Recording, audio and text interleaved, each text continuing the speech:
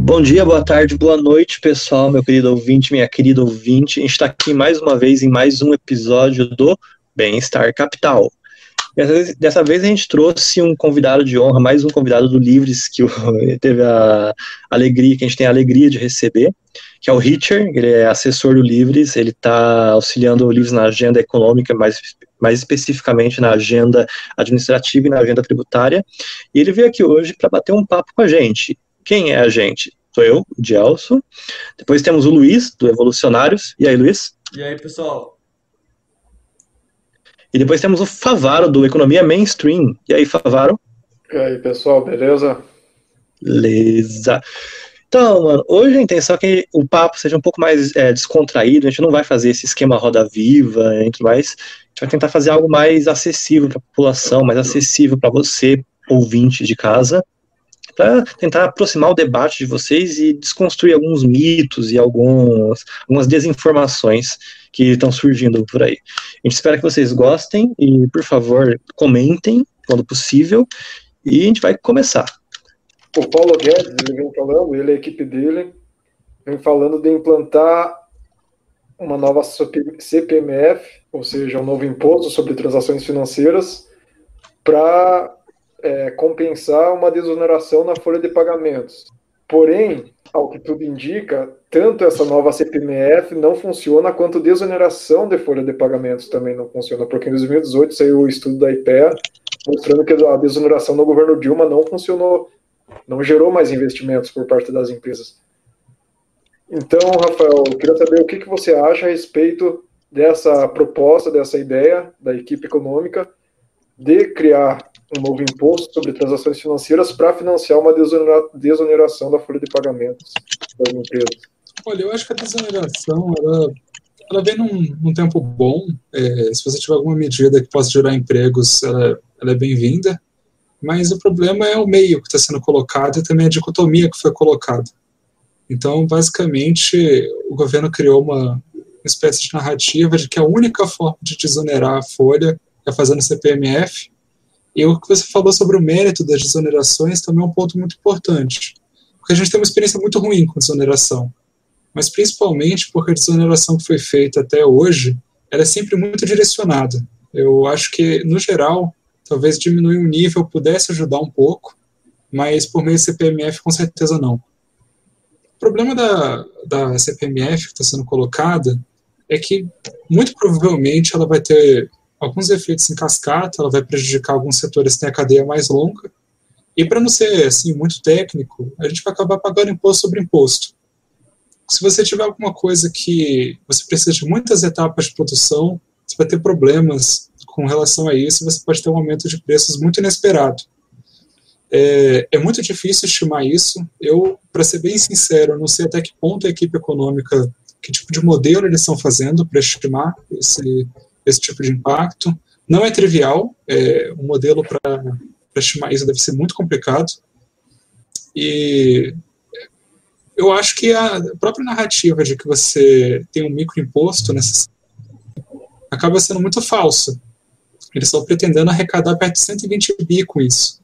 Então, eu acho que eles estão disfarçando, de alguma forma, como que isso vai afetar a própria economia.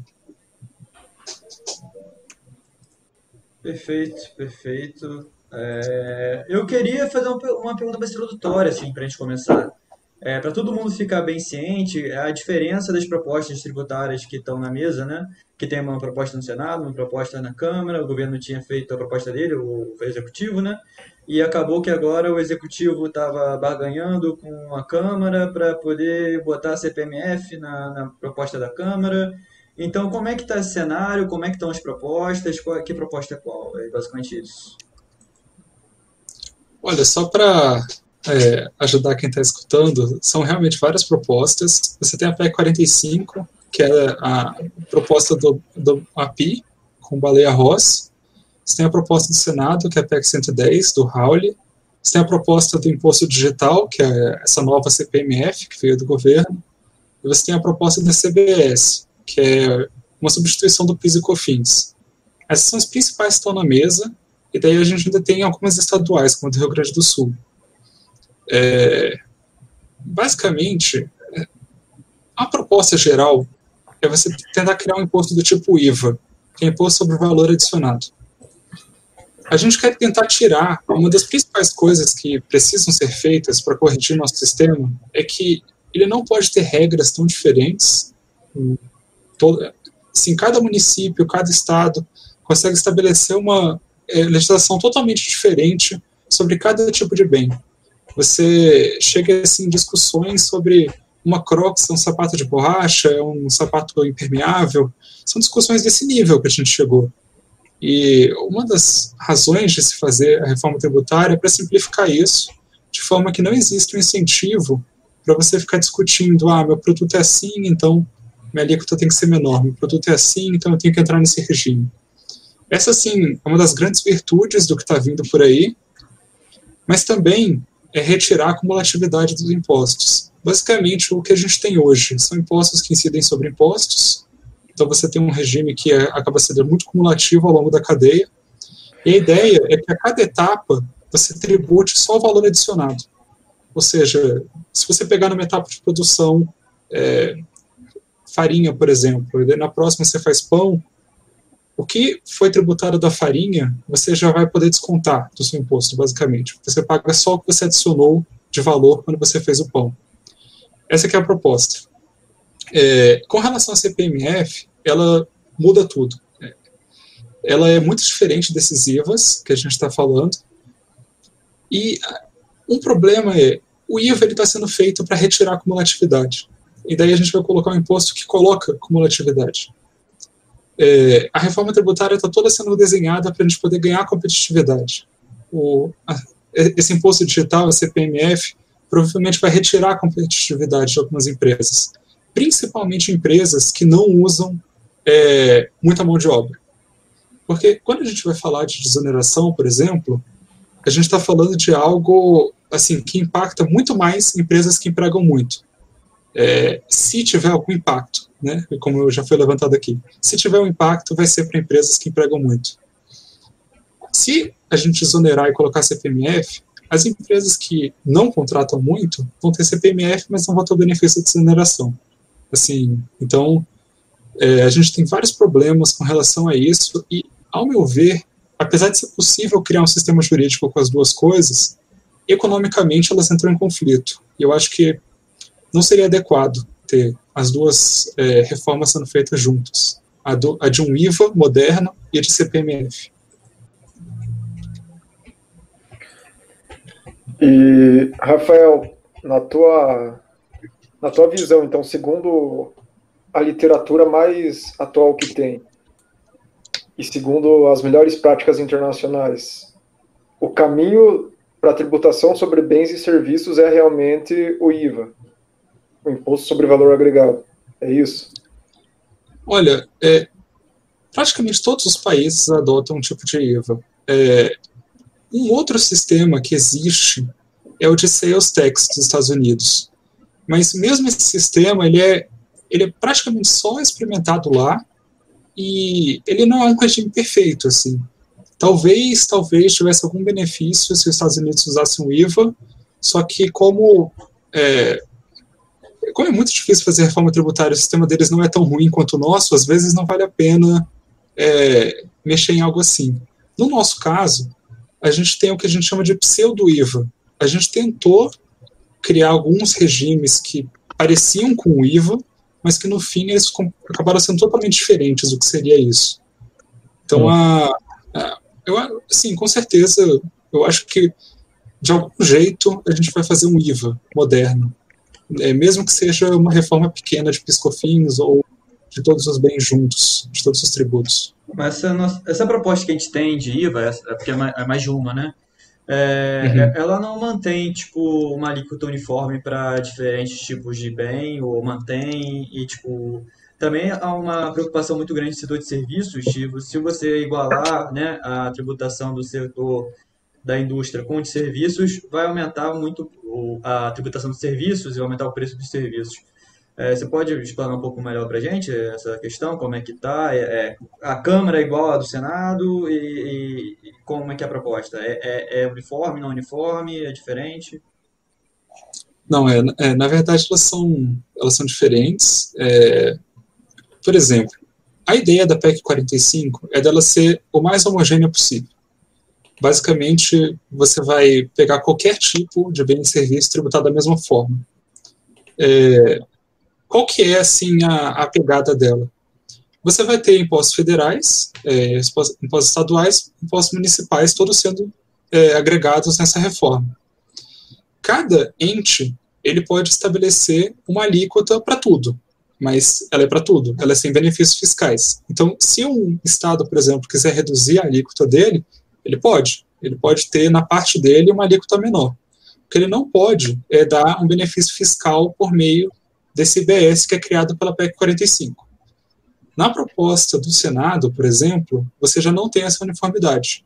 Você vai ter alguns regimes especiais ali, e eles têm um IVA dual. Essa que é a grande diferença. Quando a gente fala da CBS, que é uma reforma só sobre PIS/COFINS, que é a que o governo enviou, daí a gente vai ter uma outra alteração. Você mantém algumas isenções, e essas isenções, algumas, assim, as pessoas podem vir com argumentos a favor ou contra. Existem algumas, por exemplo, combustível para viagens internacionais, que acaba sendo uma prática internacional, mas que acabou sendo muito criticado nesses últimos tempos. E, no geral, elas também não mexem em imunidade tributária, as três. As três acabam deixando algumas imunidades tributárias ali, mas em termos, por exemplo, dos livros, você pode, por meio das contribuições, continuar tributando, entre aspas, os livros, no caso da CBS, por exemplo. Acho que essas são algumas diferenças. Você também perguntou do serviço da indústria, né? Isso, você não vai, tipo, em tese, ao uniformizar, aumentar a tributação do serviço em contrapartida da indústria. Existem dois pontos que são muito importantes para pensar nisso. O primeiro deles é que o objetivo da reforma, quando foi desenhado e calculado tudo, a ideia é que seja neutro. O que eu quero dizer com neutro? Que não aumente a carga tributária total. Então, basicamente, se você está sentindo que seu setor está tendo uma alíquota elevada, é porque o outro está tendo uma alíquota reduzida. Então, assim, de forma geral, você está pagando tão menos que outros setores, que o outro setor teve uma redução e daí que ele te encontrou, entendeu? Qual que é o problema disso? Se você for falar em termos de justiça tributária, o setor de serviços ele acaba sendo consumido mais por pessoas mais ricas. Então, no geral, pessoas mais ricas, elas gastam mais da renda. Você pode olhar isso pela POF, a Pesquisa de Orçamento das Famílias, e lá você vai ver claramente que famílias mais ricas gastam mais com serviços. Só que, ao mesmo tempo, os serviços têm menos tributos. Então, acaba que você está onerando menos as famílias mais ricas. Então, se você quiser mais progressividade no sistema tributário, talvez fosse melhor tributar um pouco mais de serviços. Um outro problema com relação a isso é que o pessoal está olhando esse tipo de tributação de forma muito estática. Ele está olhando como se o mundo fosse acabar amanhã. Assim. Quem pensa no modelo macro vê muito esse negócio, né? O mundo acaba amanhã. Mas o ponto é que o mundo não acaba amanhã. O pessoal vai... as reformas, elas trazem um potencial de crescimento do PIB muito alto. Então, mesmo que você seja mais tributado, a sua renda vai subir porque a renda das pessoas está subindo e elas vão consumir mais. Então, quando o pessoal observou os efeitos da reforma, mesmo que uma tributação do setor de serviços suba para encontrar a dos outros setores, é bom assim deixar isso claro, ela não está subindo acima deles, ela está subindo para ficar no mesmo patamar que eles. Esse aumento de renda do país vai compensar alguma perda que ela tenha em lucro ou receita ou algo assim. Bom, você falou sobre progressividade, que no caso nosso imposto é mais regressivo, né? Conversando com o professor Luizio, lá do INPE por um tempo, ele falava que é interessante que o tributo seja mais direto e menos indireto para que haja mais progressividade, né? Que o imposto direto, ele, tipo, realmente vai pegar o pessoal que tem mais renda, o imposto indireto, as pessoas consomem, pessoas pobres, então vai acabar tendo uma alíquota maior para as pessoas pobres. Então, não deveria ser isso discutido também? Uma forma de mudar o imposto de renda, além de só criar uma alíquota meio uniforme de serviço e consumo? Olha, eu sou totalmente favorável a uma mudança nesse sentido. Uma questão que é importante é que o sistema tributário ele envolve muitas coisas. Ele envolve consumo, ele envolve renda, ele envolve patrimônio, por exemplo. E isso é muito amplo. Você tem um regulamento muito extenso sobre todas essas coisas. E, de longe, o maior problema do Brasil, em termos tributários, é consumo. Porque a legislação ela é com certeza a mais difícil, ela é com certeza a mais extensa. No mundo, você passa muitas horas para assim, poder lidar com o sistema tributário. E isso, assim, você imagina o custo de você ter que deslocar vários advogados para resolver um problema que deveria ser muito simples. Você vendeu algo sem pagar imposto. Se você olhar nesses termos, você só está vendendo alguma coisa. Pagar imposto deveria ser muito fácil. Mas as empresas brasileiras gastam muito tempo fazendo isso. Sim. Muito tempo. Elas deslocam muita mão de obra para isso. E elas não só deslocam mão de obra para conseguir pagar o imposto, como ela desloca mão de obra muito especializada para tentar conseguir regimes melhores tributários. Então, elas tentam navegar por esse sistema tributário que é muito confuso e que não é consistente entre si. Um exemplo assim, que surgiu muito na mídia é que pão ele tem uma alíquota, mas se você moer o pão, ele tem outra. Então, isso é uma loucura. Assim. Você fala isso para as pessoas, elas ficam muito, muito surpresas. Algumas pessoas acham que é mentira, inclusive. Mas isso acontece o tempo todo, em vários tipos de regimes, sabe? Em termos de renda, a gente tem um desenho do imposto de renda razoável, de pessoa física, que é um imposto progressivo. Algumas pessoas falam de criar uma categoria nova. Eu, na verdade, eu não vi um estudo ainda sobre como que isso funcionaria ou qual que seria o impacto disso. Mas o que mais se fala para corrigir o imposto de renda é você voltar a tributar dividendos e tentar reduzir a pejotização. Talvez esse seja assim, o maior movimento nesse sentido. Ele não está sendo abordado pela reforma tributária que está sendo discutida agora, mas ele com certeza vem numa etapa seguinte. Só para quem está escutando entender um pouquinho melhor isso, um advogado e o economista Pedro Neri, ele até fez uma brincadeira que chamou o regime dos advogados de Bolsa Doutor. Por que ele chamou de Bolsa Doutor? E isso assim, causou um alvoroço com vários grupos ligados à advocacia. Porque, basicamente, por causa do regime que eles entram, no regime jurídico, vale muito a pena eles serem uma pessoa jurídica de uma pessoa só, basicamente. Só simplificando para as pessoas pegarem a intuição. Ele cria uma empresa, só que ele é o funcionário da empresa. Só que daí ele recebe como empresa, e a tributação, que, como ele é acionista dessa empresa, ele recebe por meio de dividendos. Só que esses dividendos eles não são tributados. Eles são... Lá atrás, no período da FHC, a gente resolveu não tributar dividendos, e daí a gente criou esse regime, o super simples, para o pessoal da advocacia e outros setores. Os economistas têm isso também. E daí acaba que esse pessoal não paga imposto de renda, porque eles recebem via dividendos. Qual que é o problema disso? O IRPJ, não? Oi? O IRPJ, Imposto de Renda de Pessoa Jurídica. Eles têm o IRPJ, mas ele é simplificado, e como eles dividem eles enviam o rendimento da empresa como dividendo.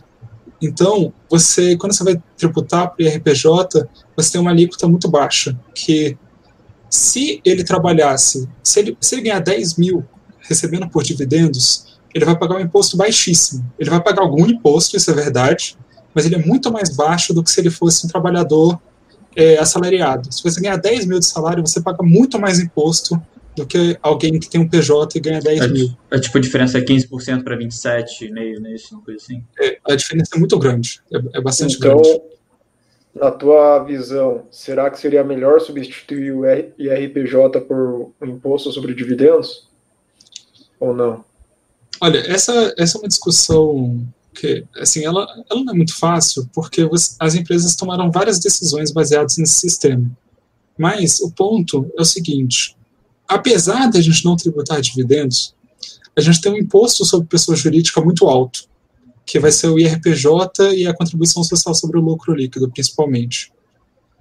Esses dois impostos, eles são muito maiores do que em outros países. Mas se você olhar o rendimento todo do que você recolhe das empresas, muitas vezes o nosso é mais baixo do que em outros países. Qual que é o problema? Como empresas assim, pequenas, que não têm esse fenômeno da pejotização, pequenas e médias, elas têm, o lucro delas não é muito dividido em dividendo, como é no caso do advogado, por exemplo. Então ela recebe uma alíquota muito alta sobre isso. E isso vai prejudicar o crescimento dessa empresa. O ideal, nesse caso, seria reduzir o imposto de renda sobre pessoa jurídica ou a contribuição social sobre o lucro líquido e aumentar o imposto sobre dividendos. Com isso, você poderia equilibrar melhor essa categoria entre empresas médias e pequenas, também empresas grandes, tentar dar uma balanceada nisso. Sobre essa mudança, porque eu já ouvi falar que quando você faz essa mudança de diminuir o RPJ e aumentar a tributação de dividendo, você incentiva reinvestimento na empresa do capital dela que foi produzido, do lucro líquido. Enfim. Mas também tem o fenômeno do dono da empresa usar só o carro da empresa, usar só o jato da empresa e tudo da empresa e não ter nada no nome dele, porque agora a gente não está mais tributando a empresa, está tributando só quando o dinheiro vai para a pessoa física. Diante desse problema, como que a gente pode tratar desse problema? Basicamente essa pergunta. Olha, todo sistema ele vai ter benefícios e malefícios. Assim, para alguém poder fazer isso, ela realmente vai ter que ter, assim, de uma forma muito extensa, ela vai precisar ter uma empresa muito grande. Acaba que se você tiver um carro na empresa, dependendo do tipo de empresa, você vai ter uma tributação específica. Vai tudo depender muito do sistema que você está tentando desenhar aqui. O problema que você falou do reinvestimento, ele é muito presente aqui nas nossas empresas. Você, por exemplo, vale muito, muito a pena você dividir o lucro entre os acionistas, mandar dividendo, do que se você pegar e manter esse dinheiro na empresa para reinvestir, porque você vai ter uma alíquota de mais de 30% sobre isso, e o dividendo não vai ter nada.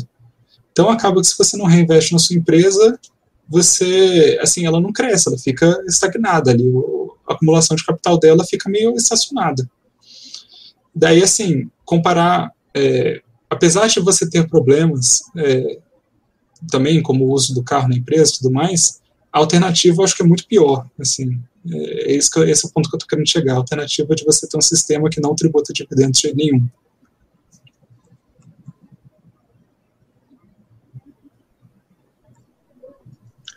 Tá, agora, eu só queria falar uma coisinha antes, só para tirar um pouquinho esse tema de incidência tributária e tudo mais, eu queria falar um pouco sobre o aspecto federativo. Você já falou um pouquinho das distorções, você falou um pouquinho da incidência tributária. Eu queria entender um pouco qual o impacto que essas propostas de reforma, esses projetos, eles têm no conflito distributivo entre os estados e os entes federativos. Qual que você acha que é o melhor para a situação brasileira, que a gente está passando uma crise fiscal, desde a redemocratização? Olha, em termos de imposto, tem um problema sério, porque a PEC 45, ela está pensando num redesenho federativo também. Então, ela tem uma transição de 10 anos, até você ter o sistema completo, mas ela tem uma transição de 50 anos de redistribuição entre entes federativos dos impostos.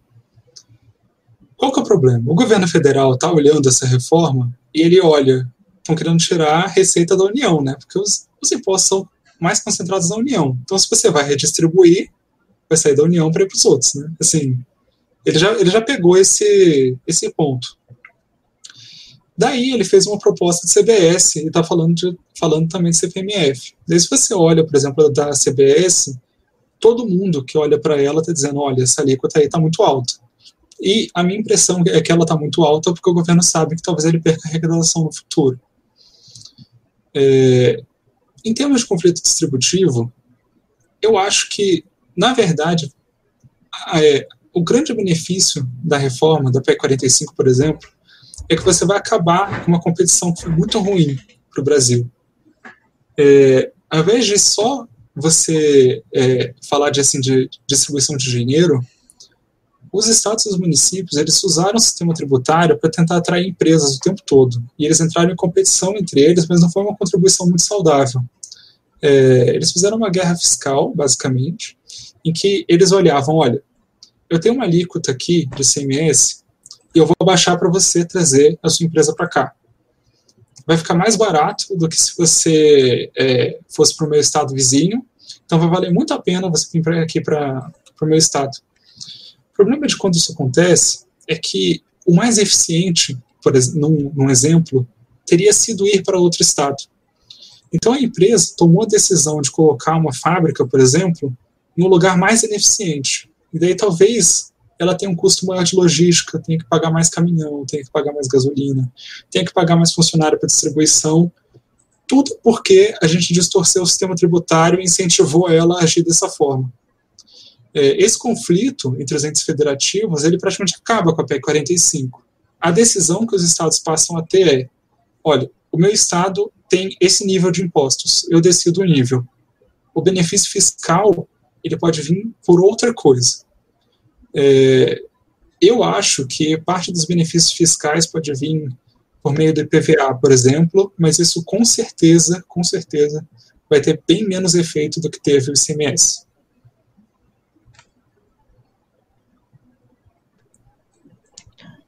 Entendi. E como você vê a questão da movimentação das assembleias e dos grupos de interesse estaduais? Porque, tipo, tem uma disparidade muito forte na capacidade de arrecadação de estados. Tipo, estados do Sudeste arrecadam mais que estados do Nordeste, com exceção e do Norte, com exceção da Amazonas, né, por causa da Zona Franca. Então, como você vê, tipo, essa formulação, a organização dos interesses?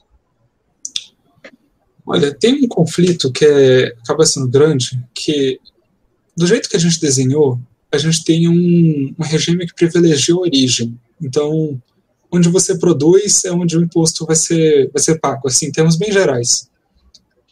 A PEC 45 muda para o destino, e o destino assim, basicamente o que todo mundo faz.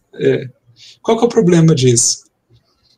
Alguns estados do Sudeste, eles argumentam, poxa, a gente produz mais, então a gente arrecadava muito, porque a nossa produção era tudo aqui, a gente via para os outros estados, e daí agora a gente vai produzir, a gente não vai ter a tributação aqui, a gente está enviando, assim, eles vão recolher tributação nos outros estados, ao invés de a gente recolher aqui. Infelizmente, esse é o jeito que o IVA é desenhado, assim. Você até pode acabar perdendo a arrecadação em algum ponto, mas a medida ela é feita para isso ser muito lento. Ela tem uma transição de 10 anos, e depois ela tem uma transição de 50 anos em ficar jogando de um lado para o outro as alíquotas. Então, muito provavelmente, os governos, os estados, os municípios, eles não vão perder arrecadação. A União ela vai ficar servindo para ficar mantendo essas coisas. Você também perguntou das assembleias, né? Uhum. Olha, em termos de estados, os secretários de Fazenda basicamente falaram, olha, a PEC 45 é a melhor coisa que poderia ser feita, a gente não tem condição de reformar o ICMS e os outros impostos federais, e que a gente precisa muito de uma reforma tributária, do jeito que está não dá para ficar. E eu acho que alguns municípios, eles estão também entendendo isso. No geral, quem você mais tem que convencer são os grandes municípios, assim. Acaba que a participação do município nesse imposto, ela é bem menor, né, porque o município ele tem uma participação menor do que os outros nisso, e você vai ter que passar por um processo de convencimento desse pessoal. Eu tenho a impressão que os estados eles estão convencidos de que isso é bom, até porque o ICMS ele é a pior parte do sistema. Então, os estados que controlam o ICMS, eles têm plena consciência de que isso tem que mudar. ICMS e IPI. O IPI ele já é federal. Mas é uma um cabinho de força, porque ele integra o COFINS também. Agora que o STF está pacificando as coisas, mas realmente eles estão, tipo, São Paulo sempre teve um problema muito sério com IPI e COFINS. E agora, com essa nova alteração tributária, parece que o Porto Santos vai ganhar uma capacidade de investimento, uma capacidade, uma atratividade para recebimento de carga, para descarga, muito maior, e vai ter um impacto muito grande em outros portos da federação, que tem uma alíquota diferenciadinha. Então, parece que isso vai torna um pouco mais atrativo o novo modelo. Mas é outra história. Só queria conversar um pouco, deixa eu ver o que mais que a gente pode falar, mano. Zona Franca? Não é Zona Franca, mano. É mais sobre o paralelo da reforma administrativa com a reforma tributária, mano. Já sei. Deixa eu voltar aqui. Então, cara, não, sobre essa questão do interesse local, etc., tem a questão dos serviços públicos também, né, porque hoje os estados eles estão completamente saturados. O único estado que tem uma linha de crédito nível A no Tesouro é o Espírito Santo. Não, o Espírito Santo mesmo. E por que ele tem? Porque ele quebrou primeiro e daí reestruturou tudo. Mas hoje os estados estão realmente constrangidos com serviços públicos e aposentadoria e gastos de pessoal e investimentos obrigatórios. Mas, de toda forma, você consegue diferenciar um paralelo ou destacar um paralelo entre a capacidade recreativa e como essa capacidade recreativa vai afetar os serviços públicos essenciais, como saúde, educação, segurança pública, que incentivos os estados têm para adotar uma reforma tributária X ou Y vinculada à situação administrativa, serviços públicos? Olha, o principal gasto dos governos é com folha. De longe, o maior gasto de todos. Vários deles eles estão lá no limite da LRF. Assim, isso é muito ruim, porque você está criando... se você for pensar bem, o que é um gasto de folha? O gasto de folha é um gasto que o governo tem só para existir. Quando a gente olha para um gasto desse tamanho, a gente está pensando, olha, os governos estaduais eles gastam praticamente o que eles têm para existir. Então, fica impossível de você prestar um serviço prestar um serviço de qualidade, de você investir, de você expandir uma infraestrutura de saneamento, de você fazer todas as coisas assim que, na verdade, se você olhar num post de algum político, vai ser exatamente o que eles estão pedindo para ser feito. Eles estão pedindo para botar o filho dele numa creche, estão pedindo para ter água na casa deles. É isso que você vai ver as pessoas pedindo. Elas não vão estar pedindo, eu quero que os servidores públicos passem a ganhar mais. Em termos de arrecadação, esse regime que a gente está falando de destino, talvez dê uma privilegiada para alguns estados que hoje eles estão com as receitas um pouco engessadas. Por que isso, basicamente? Primeiro, porque você vai estar saindo do regime de origem, que está privilegiando principalmente ali os estados que produzem mais, enviam mais dinheiro, mais valor adicionado para os outros. Eu acho que com essa reforma vai acabar que os estados eles vão ver que eles têm ali um regime que é melhor, que é mais adequado, eles vão começar a gastar menos dinheiro tentando ajeitar essa casa, e daí eles vão poder lidar com a questão de despesa.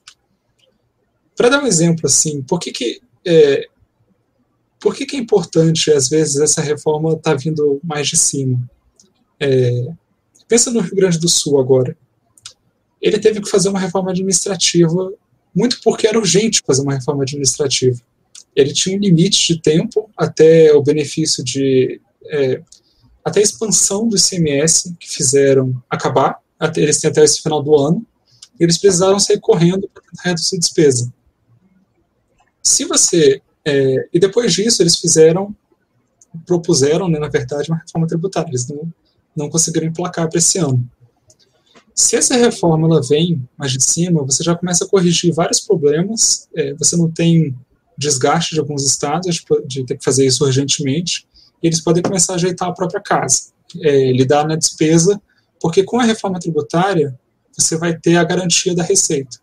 ali. O próprio desenho do IBS, por exemplo, vai manter a arrecadação deles. Então, ainda sobre reforma administrativa, se a gente pode falar um pouco sobre isso. Um dos maiores problemas é o prêmio salarial do servidorismo público, né? Que é o termo que o pessoal usa para denotar a diferença salarial que o funcionário público recebe na mesma função, uma função bem análoga ao funcionário da iniciativa privada, né? Como que a gente consegue resolver esse problema, assim, dada toda a resistência que a gente tem dentro do funcionalismo público, com todas as condições, pressão política e tudo mais?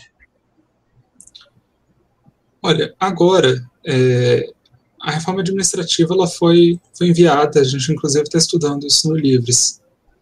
Qual que é, assim, se você for pensar, qual que é a questão de você ter um prêmio salarial muito alto? Você está incentivando que as pessoas não se desloquem para a iniciativa privada para poder ir para o setor público.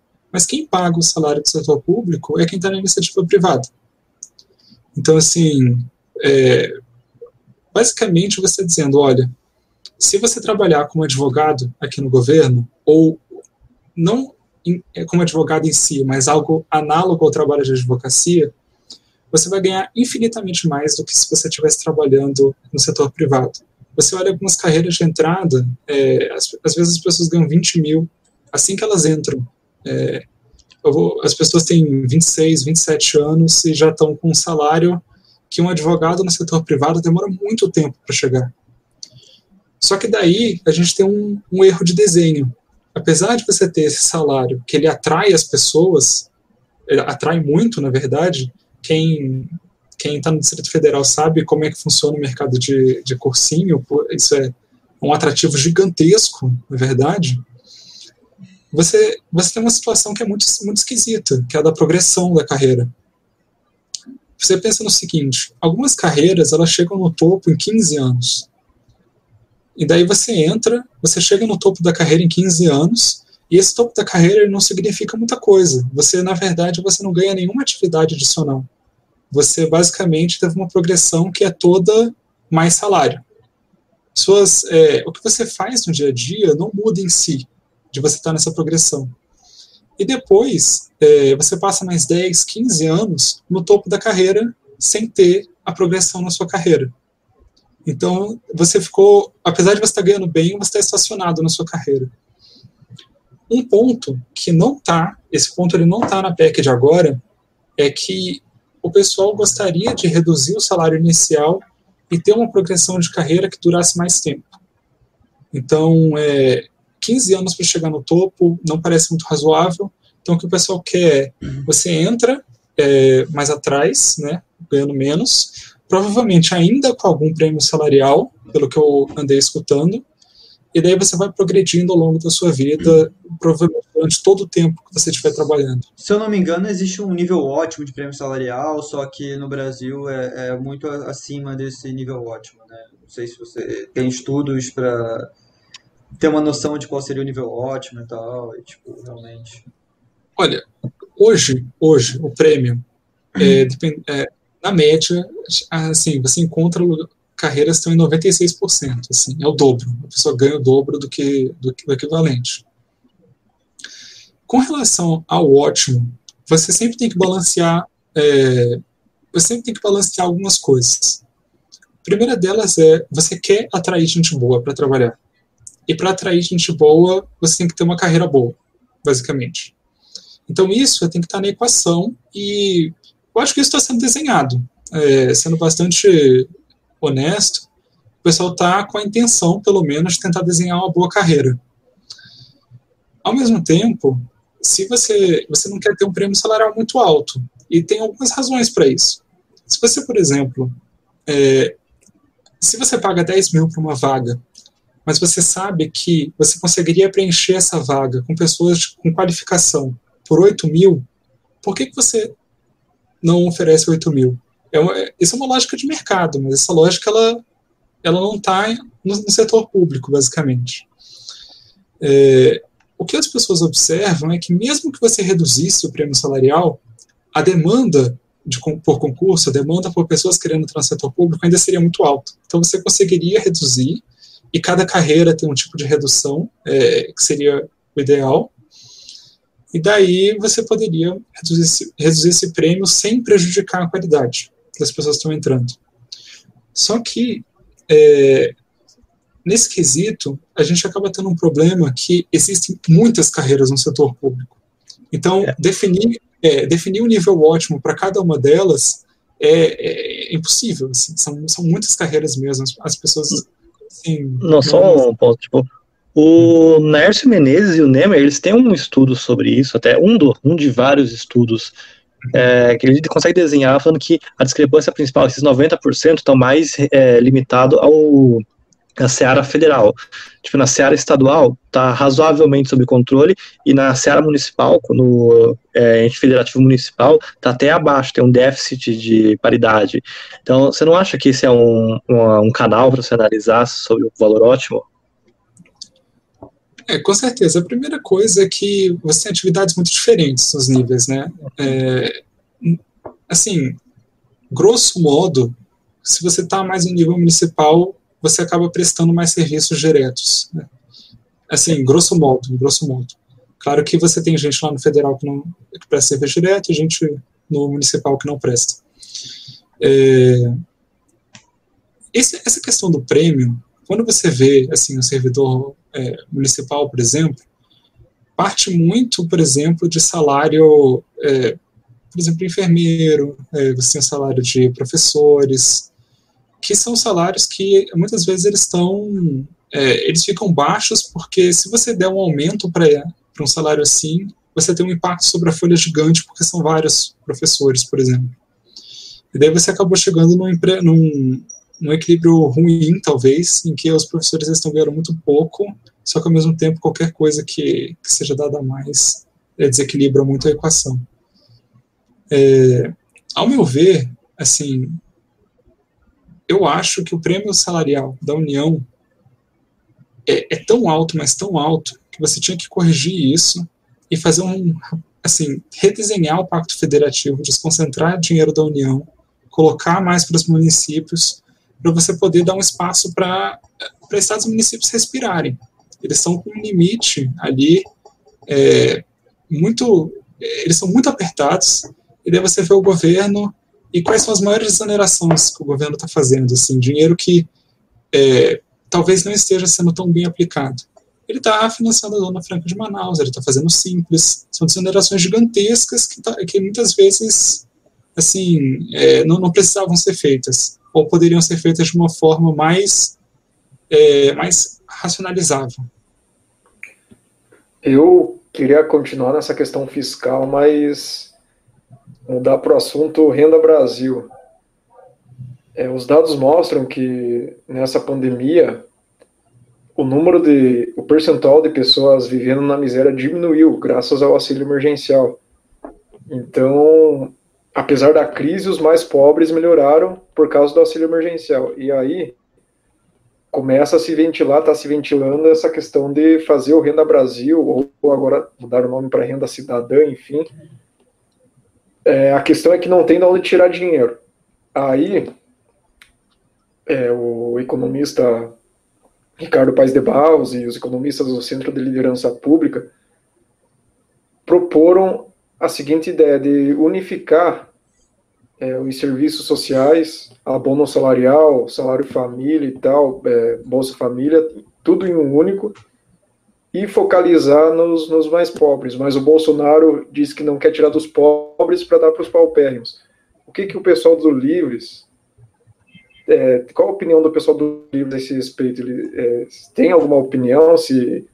Qual a forma de evitar com que, passado o auxílio emergencial, os paupérrimos voltem a ficar na situação de miséria que eles estavam antes? Eu só fiquei um pouco confuso, porque eu tenho a impressão de que essa frase que ele falou foi uma questão de desindexação de aposentadoria. Também, e o abono... Né? E também a questão do abono, porque geralmente quem ganha abonos não são os mais pobres que ganham abaixo de um salário mínimo, são os caras que ganham acima de um salário mínimo, tem carteira assinada e tudo. Então, ele não tá... ele não tiraria dos pobres, que são os que ganham de 1 a 2 salário mínimo, para dar para os paupérrimos que ganham abaixo de um salário mínimo. E a proposta do Guedes, como sempre, é usar CPMF para poder, né? Aí o Guedes está falando em usar CPMF. Uma hora ele fala que quer usar para desonerar a folha de pagamento, aí outra hora ele fala que quer usar para utilizar no Renda Brasil. Mas tudo bem. Mas o Bolsonaro já disse que não quer aumentar imposto, então tá uma bagunça.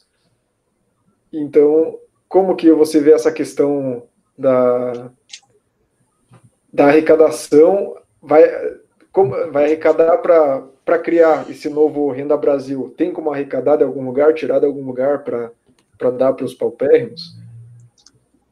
Olha, eu vou dar uma voltinha na sua pergunta e pensar no seguinte: por que a gente faz qualquer política de assistência social? É para aliviar a pobreza da pessoa. É para isso que a gente faz. Vários programas do Brasil não fazem isso. Eles dão pouquíssimos resultados. Quando você vai observar eles de perto, eles não prestam, eles não conseguem resolver os problemas que eles foram desenhados para resolver.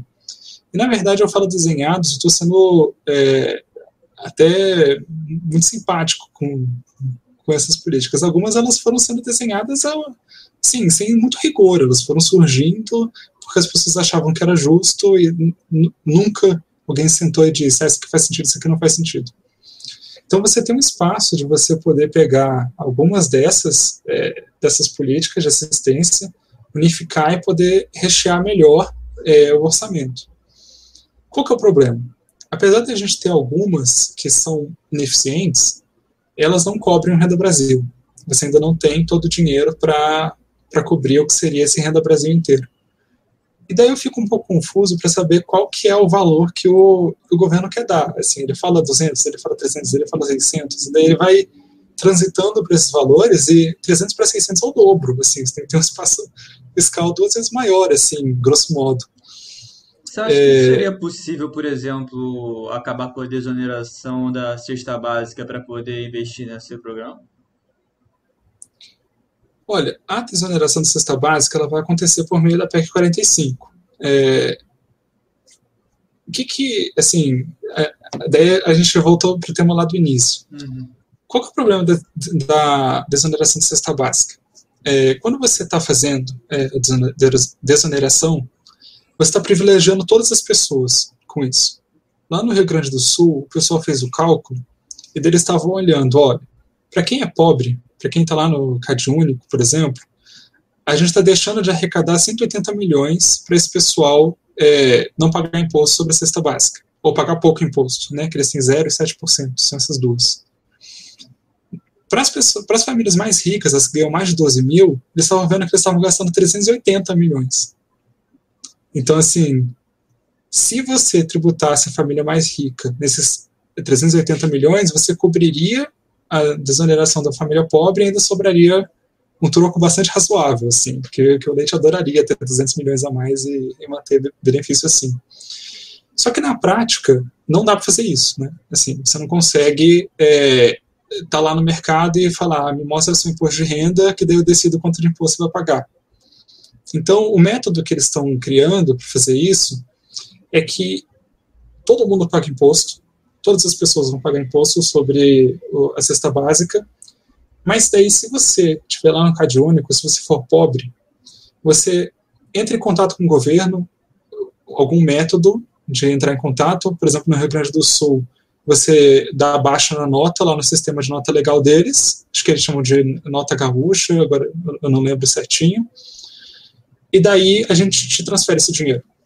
E daí o dinheiro que você pagou com imposto, ele é restituído para você. Mas seria compensado só na cesta básica, é isso? Sim. É porque o que eu tô falando é um pouco diferente, não sei se... A ideia seria realmente deixar de desonerar no geral e, tipo, ser investido na transferência de renda para a população mais vulnerável. Você acha que é mais viável, tipo, pedir um reembolso cada pessoa que precisar do que, tipo, ela só receber esses dinheiros já de uma vez? Olha, se você onerar toda a cesta e não transferir o dinheiro, você está aumentando imposto sobre as pessoas mais pobres, né? Assim, você está aumentando imposto sobre todas elas, mas também sobre as mais pobres. E daí você está onerando ela, fazendo ela pagar para daí receber de volta. Eu não acho que seja... não é conflitante a ideia que você tenha a PEC 45, por exemplo, fazendo essa transferência da cesta básica e também tenha um programa de alívio de pobreza.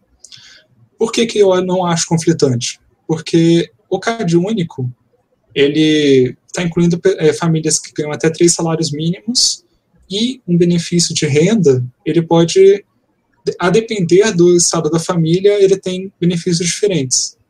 Então, eu acho que são 2 coisas que podem ser feitas ao mesmo tempo, sem problema nenhum. Só que daí você precisa de dinheiro para isso, né? E daí, da onde que está vindo essa fonte de dinheiro? A PEC 45 ela não foi desenhada para prever essa fonte de dinheiro para o benefício de renda. O que o pessoal estava estudando era mexer em reajuste de aposentadoria.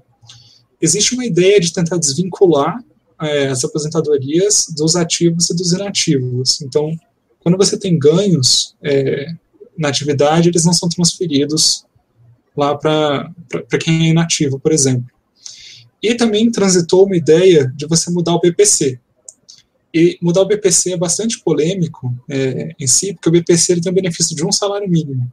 Então, se você mudasse, retirasse o BPC para fazer um renda, Brasil, por exemplo, você passaria de 1.000 para essas famílias para 600. Então, eu acho muito difícil fazer essa mudança. Mesmo que ela fosse racional economicamente, ela é politicamente muito difícil de ser feita, né? Mesmo que fosse feito, tipo, para gerações futuras, mesmo assim, seria difícil politicamente, né? Eu acho que seria bastante difícil fazer uma mudança assim, porque só colocar o BPC mais para frente em anos já foi uma luta bastante complicada.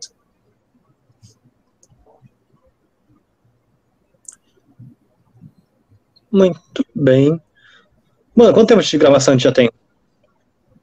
Let me see. Luiz? Desculpa que tá mutado o microfone. 54 minutos, mas eu acho que tipo uns 10, sei lá, a gente ainda tava trocando ideia no início. Isso aí. Sim. Total. Alguém quer perguntar alguma coisa? Cara, o Richard, você quer falar alguma coisa, algum tema?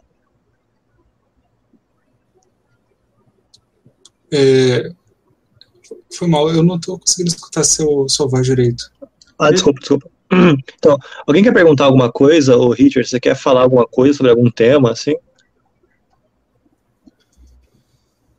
Olha, se vocês quiserem falar mais de reforma administrativa, eu topo. Se quiserem falar mais de tributária, também. A gente não falou nada de, por exemplo, não sei, vocês... A gente pode falar mais desse tema, acho até legal e tal. Acho que tem mais algumas coisas que a gente pode explorar. Mas uma coisa que a gente não explorou em momento nenhum aqui nessa entrevista foi sobre como está sendo sua impressão da pessoa que acabou de chegar no Livres, como que é a estrutura, como que é o apoio que você recebe, qual é o aporte, quais são as vantagens de você estar associado ao Livres e por que você decidiu ir, e, tipo, como está sendo a experiência no geral. Basicamente isso. Olha, a experiência no Livres está sendo muito boa. Eu entrei no Livres, comecei a trabalhar em alguns documentos. Daí a primeira coisa que você percebe é que você está trabalhando num documento que ele é verdadeiramente técnico. Assim. Você não está ali você não está ali inventando as coisas enquanto você está no caminho. Você está realmente pesquisando fontes e tudo mais, está baseando assim, o que você está dizendo em fatos. E eu acho que isso já é muito diferente assim, do que é feito em vários lugares. Só que uma coisa que me chamou muita atenção quando eu entrei é que várias pessoas elas tinham uma qualificação muito alta. Assim, o pessoal estava começando a construir setoriais nessa época. E logo quando eu virei coordenador, eu coloquei fiz um formulário para saber se as pessoas... sabe o que as pessoas sabem fazer, basicamente. E daí, quando eu fui vendo, várias pessoas assim, com muita qualificação, muita experiência nas áreas. E isso não foi uma coisa que eu observei em outros movimentos. No geral, as pessoas elas estavam querendo entrar na política, mas elas também não sabiam, elas sabiam muito pouco sobre o dia a dia da política, ou sobre as grandes reformas, ou sobre os grandes temas, assim. Eu estou bastante satisfeito com os posicionamentos. Eu já acompanhava o Livres tem muito tempo e eu estou tendo bastante liberdade de expressar opinião, ideia, e estou tendo uma influência muito positiva dos pesquisadores, com certeza. Sim, Faz quanto tempo que você está no Livres? Olha, eu estou no Livres quase 3 meses. Quase 3 meses. Foi uma mudança bastante radical. Eu estava trabalhando já, estudando reforma tributária, estava estudando um pouco mais sobre reforma administrativa, tudo muito por fora, e daí me convidaram para entrar no Livres, a Isabela me convidou, e daí, logo que eu entrei, a gente começou a trabalhar em um documento de reforma tributária, o CPMF estava muito forte, a proposta do CBS tinha acabado de ser entregue, e daí a gente começou a trabalhar nisso e abriu uma vaga para ter uma coordenação na setorial de economia. Daí eu topei entrar nisso e daí estou tentando coordenar gente que muitas vezes é muito mais qualificada que eu, assim. Está sendo uma experiência bastante, muito interessante, assim. Eu queria entender um pouco mais da estrutura organizacional do Livres. Tipo, existem, claro, sei lá, uma cadeia hierárquica, não tem nada disso. Existe, sei lá, funcionários pagos do Livres, todo mundo tem um trabalho em paralelo e dedica parte do seu tempo ao Livres. Como é que funciona?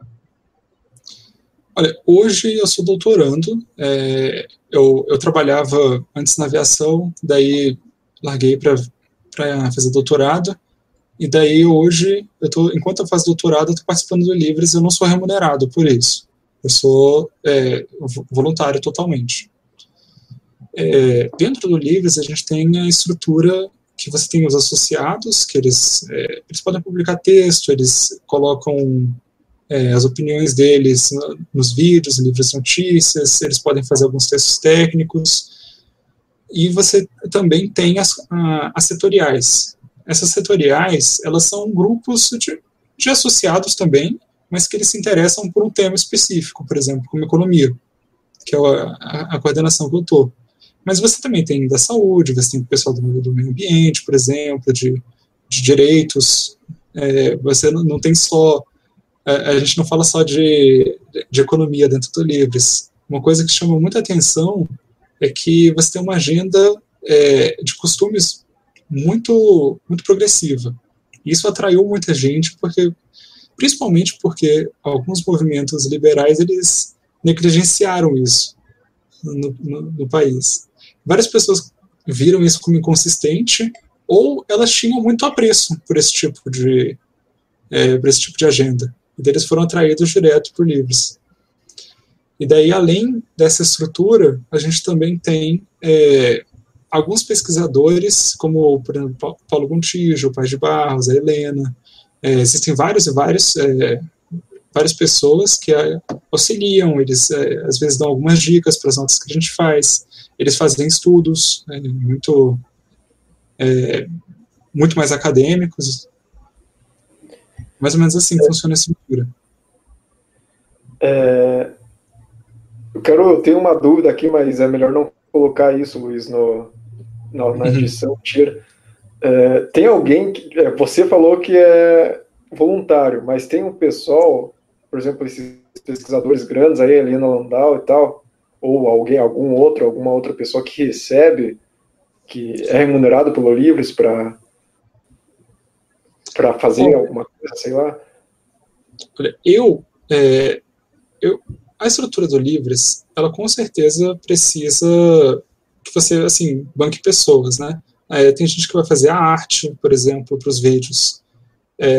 Você não conseguiria ter uma coisa consistente assim sem ter alguém pago, né? Sim, mas tirando mais esse pessoal das artes, de fazer layout, essas coisas, fazer pesquisa, assim, ou escrever, Ou função sei lá, administrativa.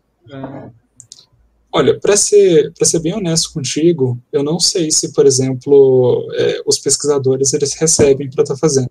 Eu realmente não sei te informar isso. Sei lá, eu tenho a Até impressão de que se alguém não recebesse, seriam eles, né? Seria alguém abaixo deles que Sim. receberiam, não sei. A ideia é que, assim, todo mundo que está no Livres contribui mensalmente. Então, ele é um movimento que ele é financiado pelas próprias pessoas que estão nele. A ideia é que essa mensalidade ela não seja assim, não seja para financiar, seja para manter a estrutura do Livres. Não é para ela ser super, hiper ampla, pagar 20 mil para as pessoas e coisas assim. A ideia é que você banque lá o contador que você precisa, banque o pessoal da arte, mantenha a estrutura, possa fazer eventos, possa convidar a gente para conversar. Essa que é a ideia. Então, em geral, o dinheiro que é arrecadado é usado justamente para investir, sei lá, num canal de YouTube, para eventos, para, tipo, contratar um serviço terceirizado, uma coisa assim, né? Uhum. Ah, bacana. É parecido com todo mundo aqui. Ninguém vive de liberalismo, né? Quase ninguém, né? Cepal o MBL vive, né? Isso é verdade. Saco. Mano, deixa eu ver o que mais. Cara, se for perguntar, mano, eu queria perguntar mais sobre PM e saúde, velho. Mas isso é uma parada que a gente já viu tantas vezes, cara. A gente fala de PM, que é a maior massa salarial, depois vem professor, depois vem médico, velho. Mas, tipo, realmente eu acho que já deu, cara. Não sei o que vocês falam. Não, eu tenho uma puta pergunta que é um reflexo da minha alma que tem que ser perguntada. Ah, mano, acho que a única pergunta que pra mim ainda ficou aí é, tipo, a experiência no ramo de aviação. Basicamente é isso. Você trabalhou com o quê? Como? Você era economista em alguma empresa de aviação? Você vai fazer o quê? Olha, logo que eu terminei o mestrado, eu fiquei dando aula na UNB durante o mestrado, né, basicamente. E daí, quando eu peguei 3 semestres dando matéria lá e decidi, acho que já fui voluntário o suficiente. Daí comecei a procurar uma vaga e o pessoal da Secretaria de Aviação abriu um processo seletivo. Abriu um processo seletivo para contratar um carro comissionado, assim, que já é uma... para quem conhece Brasília, é um negócio muito diferente, assim. E daí eu fui, fiz a entrevista, entrei, e a ideia era, poxa, vamos trabalhar com concessões e regulação. Então, eu fiquei trabalhando nesse ramo de concessões, eu fiquei relativamente pouco tempo, né, eu fiquei de maio até janeiro, porque daí eu me mudei para São Paulo fazer doutorado. Mas esse período a gente teve assim, algumas grandes discussões, por exemplo. A gente estava falando sobre reforma do sistema de slots, a gente estava falando sobre tributação, tinha um adicional de tarifa de embarque internacional, que eu fiz um estudo sobre isso, a pessoa foi também trabalhando comigo com relação a isso. Essa foi basicamente a minha aventura na aviação. Nessa sua experiência, você conseguiu ver alguma coisa sobre viabilização de chegada de empresas low cost, tipo Ryanair e coisa do tipo, para o mercado? O que seria necessário? O que falta? O que atrapalha? Olha, quando a gente fez um estudo sobre o adicional da tarifa de embarque internacional, só para as pessoas assim entenderem, você tem uma tarifa de embarque, por exemplo, e essa tarifa ela serve para quê? Você está pagando o aeroporto para estar usando o aeroporto, basicamente. Essa é uma tarifa normal, qualquer lugar que você for no mundo tem essa tarifa. Só que chegou um momento em que o governo decidiu fazer uma tarifa adicional, que seria um tributo extra sobre isso, um tributo em dólar, você paga essa tarifa em dólar, e daí o governo tinha problemas de dólar, ele resolveu fazer essa tarifa. Daí, basicamente, essa tarifa era de $16 e ela ficou perdurando um tempão para voos internacionais. Só que agora não, né? Já tem alguns anos, você tem empresas low cost. Dessas empresas low cost começaram a olhar para o Brasil e olharam, olha, eu faço um voo para a Argentina, dependendo de onde você for sair, por $80. Mas você está me cobrando 16 só para a pessoa entrar no meu avião. Então, basicamente, você está tendo um imposto aí de 25%, sabe? É 16 por passageiro? Era isso? É por passageiro esse Isso. imposto? Nossa, muito pesado. É. E daí, o que acontece? Para a empresa low cost que estava querendo cobrar $80, isso era muito pesado. Mas se você tivesse um voo ali de $800, isso era muito pouco, na verdade. Então, a gente trabalhou para tirar esse imposto, ele era um empecilho razoável, e também teve toda uma agenda de permitir que empresas entrem no país. Porque, principalmente por causa de uma ideia lá antiga de soberania do espaço aéreo, sempre foi um pouco difícil de você estabelecer um negócio de empresa aérea aqui dentro do país. Você conseguia para fazer voo internacional. Né, isso era mais fácil. Só que daí com essa agenda, a ideia é que essas empresas venham para dentro do país. No geral, hoje elas estão tentando viajar, assim, elas começam internacional, testam o mercado e depois elas vão para o nacional. Normalmente é esse o movimento que elas fazem. Entendi. Então, as políticas que foram pensadas, ou não sei se foram colocadas em prática, não ficou muito claro, é reduzir essa tarifa e facilitar a entrada dessas empresas, tipo, em questão burocrática, alguma coisa assim, é isso? Claro que tem a questão da bagagem também, que já foi vista, né? A questão da bagagem foi uma discussão gigante. Assim que eu entrei, ela tinha acabado de explodir, as pessoas estavam catando os cacos disso ainda.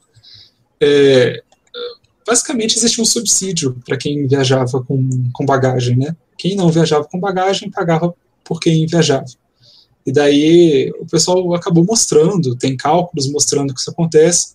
As pessoas são muito céticas ainda sobre isso, mas tá mostrado. O pessoal fez alguns estudos e mostraram, olha, quem viajava sem bagagem subsidiava quem viaja com bagagem. Isso, assim, está mostrado com os estudos. Talvez assim, um dos maiores incentivos a essa entrada talvez tenha sido a concessão dos aeroportos. Antes você tinha uma operadora de aeroportos aqui, que é a Infraero, e a Infraero talvez fosse, se não é a maior empresa de operação de aeroportos do mundo, ela era, assim, estava no top 3. E daí você começou a conceder os aeroportos e foi um modelo que foi sendo testado, alguns não deram muito certo, alguns deram muito certo, e agora a gente está uma competição aqui dentro do país em termos de concessionária de aeroportos. E isso, obviamente, assim, mostra que o mercado está mais aberto para as empresas virem, né? Bom, só falta chegar, então, né?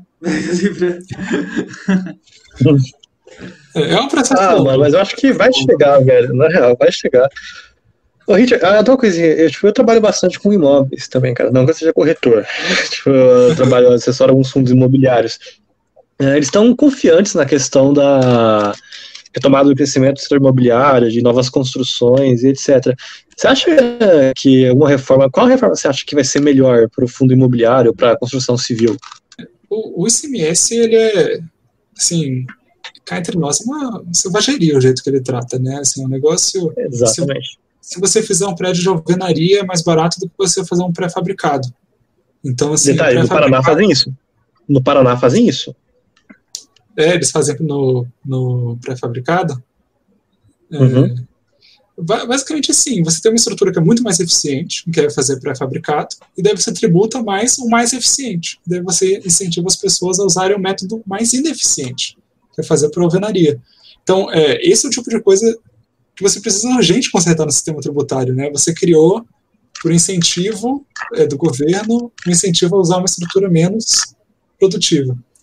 Em termos dessa reforma, a minha área, assim, é até estranho. Eu estudo economia urbana. Essa é a área que eu mais, assim, tô por dentro. E daí é até esquisito, porque eles já chamaram o Anthony Ling e o Matheus Hector, né? Então, eu tenho até vergonha de falar isso alto aqui. Mas, cara, é muito bom, né? O desenho das cidades, ele é insano, né? Ele é insano. Você colocar algumas regras de acessibilidade em prédio antigo, aqui em Brasília, a gente convive com prédios gigantescos de 6 andares, assim. Você não pode construir acima disso. Tem lugar que você não pode construir prédio acima de 3 andares. Tem lugar que só pode ter casa, e a densidade é super, hiper, mega baixa. É impossível viver sem carro. Eu acho que uma reforma que vai impactar assim, no preço dos imóveis de verdade é uma que coloca as pessoas dentro da cidade. Enquanto você estiver fazendo programas que você tem que colocar as pessoas em casas, num subúrbio ultra distante, sem emprego, e obriga as pessoas a terem casa, terem carro, e obrigam as pessoas, e é impossível ter transporte em um lugar pouco denso, você vai ter pouca oferta dentro da cidade, e você vai ter todo tipo de problema urbano causado por isso. Então adensamento e verticalização, né? Adensamento e verticalização, se eu pudesse resumir, porque assim, o pessoal brinca que às vezes economia é um negócio surreal, você fica vendo esses gráficos e tudo mais, mas assim, desde o dia 1 de economia você sabe, o que diminui preço é aumentar a oferta. Se a demanda está alta, você tem que aumentar a oferta, pô. Algumas vezes as pessoas estão vendo um lugar com problemas, assim, e daí elas tentam fazer um estádio no meio num bairro nobre, assim. Isso aconteceu. Oi? Eles tentam fazer um estádio. E daí o estádio, ele eleva os preços dos imóveis em volta, ele diminui o espaço que você pode construir, e daí você não resolveu nenhum problema, basicamente. Só que até você empregou durante um tempinho o pessoal lá da mão de obra, mas o efeito é zero depois. Gera também, sei lá, aumento do nível de comércio na região, provavelmente, alguma coisa do tipo. Sazonal, uma estrutura sazonal, cara. Sazonal, estrutura sazonal. Quarta e domingo. Eu gosto de lembrar, não sei se alguém já foi para Minas, o aeroporto de Confins. O aeroporto de Confins é gigantesco, talvez seja o nome mais adequado de aeroporto que existe. Ele é muito longe de BH, ele é o aeroporto urbano mais distante, né? Acho que são 36 quilômetros, um negócio assim. E a cidade tem 5.000 habitantes, 5.500 habitantes. Você tem ali a maior estrutura aeroportuária de Minas Gerais e, assim, a cidade não cresceu em volta. Às vezes você tentar puxar por aí não funciona. A questão desse aeroporto também teve a questão do Aécio Neves, né, cara, que o terreno que ele foi construído era da família Neves. Teve algo nesse sentido, se eu não me engano. Esse detalhe eu já não vou saber te falar. Mas tá aí uma coisa que eu fico um pouco confuso. Por que na Europa e em outros lugares é tão comum você ter do aeroporto um metrô que leva para a cidade, um pouco mais distante, e aqui no Brasil isso é tão difícil de ser visto? Porque lá a malha ferroviária veio primeiro. Não, mas assim, cara, fez um aeroporto recente e você vai lá e coloca um metrô para ir pro centro da cidade, saca? Tipo, não é uma parada. Não, lá o metrô já existia, eles só tiveram que estender o metrô. Aqui a gente tem que instalar o metrô, mas é aeroporto que a gente já tem, tipo, até que relativamente bem servido. Rio de Janeiro, São Paulo, tem que instalar o metrô? Tem que só... Não, ou trem, ou revitalizar a linha férrea que a gente existia até. Olha, assim, uma vez eu fui para São Francisco, e daí foi a primeira vez na minha vida que eu concebi a ideia de ter um metrô saindo no aeroporto, porque para mim essa ideia era alienígena. Assim, eu moro em Brasília, se você colocar o mapa do metrô daqui, você vai rir. Você joga no Google o mapa do metrô de Brasília, você começa a rir, porque ele é uma linha reta. Assim, ele não é que nem em cidade grande, que ele começa a expandir para tudo que é lado, parece um negócio de sistemas complexos ali que você está montando no PC. Mas qual metrô brasileiro não é meio que assim, né? Sei lá, o do Rio é tipo uma linha reta com uma curvinha e outra linha reta com uma curvinha, tá ligado? Tipo, por cima. Cara, São Paulo não é assim. São Paulo melhorou relativamente, muita coisa. Bastante. Assim, o pessoal perdeu uma super oportunidade de fazer um que caísse em Guarulhos, né? Eles acharam mais eficiente botar um trem acima da terra que você tem que descer, andar, pegar um ônibus e ir pra estação. Daí quando ficou pronto... nem era isso, né? Virou meme, assim. Depois que ficou pronto, virou meme. E daí as pessoas estão tentando estudar de novo para colocar um trem ali na porta. Um dos problemas... Mas qual é o custo de capital? Não. Tipo, eles orçaram, isso eu trabalhei num projeto relacionado, tipo, eles orçaram fazer trem, orçaram fazer metrô, mas é porque o dólar tava 2,50. Daí, depois, na metade do caminho, o dólar tava para R$ 5, ele dobrou de tamanho, isso foi na época de 2014, 2016. Isso fudeu todo o projeto. Isso acabou, mano, com muito, mas muito contrato, cara, com muito leilão, com muita licitação. Mas realmente era um projeto fazer algo, tipo, ninguém quer fazer um serviço medíocre como esse. A questão é que o dólar, que tinha que importar todo o maquinário, pulou de 2,50 para 5. Assim, eu acho que o mais próximo disso que a gente tem, né, uma questão tipo de alguma coisa saindo de dentro do aeroporto é o Galeão, né, que tem o VLT.